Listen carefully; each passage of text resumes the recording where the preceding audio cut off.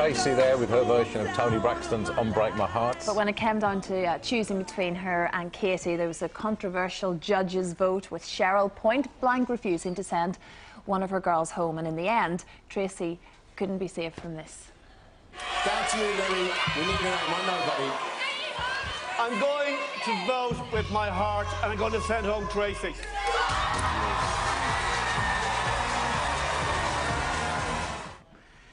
We're very, very pleased, though, to have her here with us this morning, ladies and gentlemen. It's TreyC.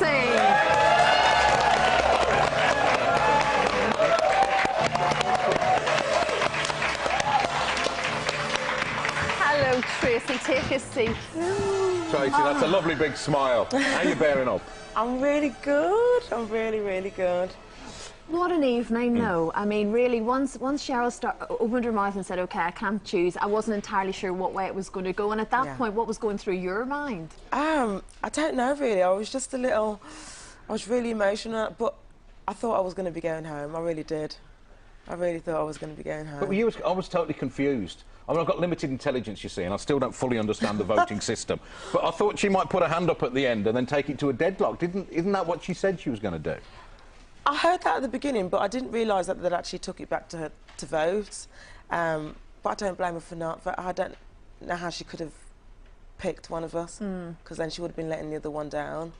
Yeah. Right, but by voting at that stage for you, she could have made it 2-2, couldn't she? She could have. In which case, it would have been the public vote, a deadlock, and then... Which would have been the fairest thing, maybe. Let the public decide if they can. It might have been. Well, let's just remind ourselves of that sort of rather confusing moment last night. Thank you very much for being gracious and strong and coming out here and singing so well. But I'm not sending either of them home, Dermot. You're refusing to, yeah? I'm refusing, point blank. This is part of the role. I don't have to send anybody home.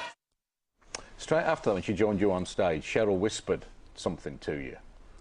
I can never remember when people whispering stuff to me. But she's Cheryl Cole. She's not going to whisper to you many times. I think she was just saying, "Are you okay? Be strong, be strong, be strong." And I am a strong woman, and you know, it doesn't.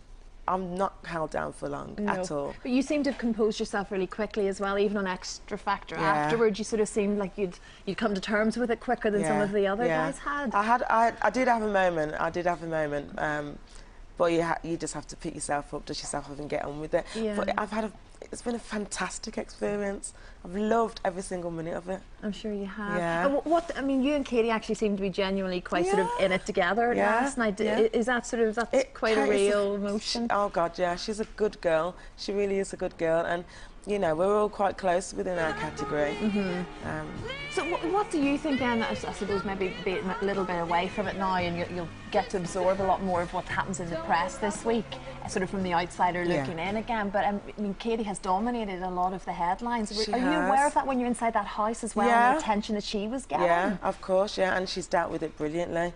And you have to stay strong throughout this competition. I'm not sure how she's going to go on, but I know she's going to do her best and keep fighting. I think you have to.